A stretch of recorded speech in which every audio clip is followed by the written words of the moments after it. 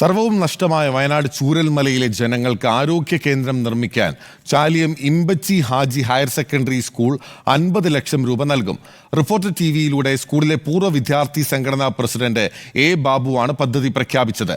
വിദ്യാർത്ഥികളും പൂർവ്വ വിദ്യാർത്ഥികളും അധ്യാപകരും മാനേജ്മെന്റും എല്ലാം ഒത്തുചേർന്നാണ് പണം കണ്ടെത്തുന്നത്. ചില്ലറയല്ല, 50 ലക്ഷം രൂപയാണ് ചൂരൽമലയിൽ ആധുനിക സംവിധാനങ്ങളോടെ ആരോഗ്യ കേന്ദ്രം പണിയാൻ Imbichi Haji higher secondary school പിരിച്ചു നൽകുക. പദ്ധതിയുടെ പ്രഖ്യാപനം റിപ്പോർട്ടർ കോഫി വിത്ത് അരുൺ ഷോയിൽ പൂർവ്വ വിദ്യാർത്ഥി സംഘടനാ പ്രസിഡന്റ് നിർവഹിച്ചു. അപ്പോൾ എന്നെ ഒരു അത്ഭുതപ്പെടുത്തിയ ഒരു സംഭവം എന്ന് വെച്ചാൽ നമ്മുടെ കുട്ടികൾ തന്നെ എൻ്റെ അടുത്ത് വന്ന് പറഞ്ഞു, ഈ ചാരിറ്റി നമ്മൾ എപ്പോഴോ ആരംഭിച്ച ഒരു കാര്യമാണ്. നമ്മുടെ കുട്ടികൾ തന്നെ ഒരു നിർബന്ധമില്ല, വോളണ്ടിയറായിട്ട് തന്നെ അവർ 1 രൂപയാണ് 1 രൂപ അത് ഒരു ബക്കറ്റിൽ നിക്ഷേപിക്കുക, ആഴ്ചയിൽ ഒരു ദിവസം എന്നുള്ള പദ്ധതി നമുക്ക് ഓൾറെഡി ഉണ്ട്.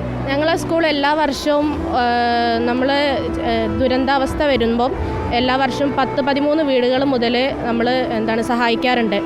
അതേപോലെ തന്നെ നമ്മളെ സ്കൂളിൽ എല്ലാ ആഴ്ചയും ഓരോ ക്ലാസ്സിൽ നിന്നും പിരിവെടുത്തുകൊണ്ട് ചാരിറ്റി ക്ലബ്ബ് എന്നൊരു പദ്ധതി തന്നെയുണ്ട്.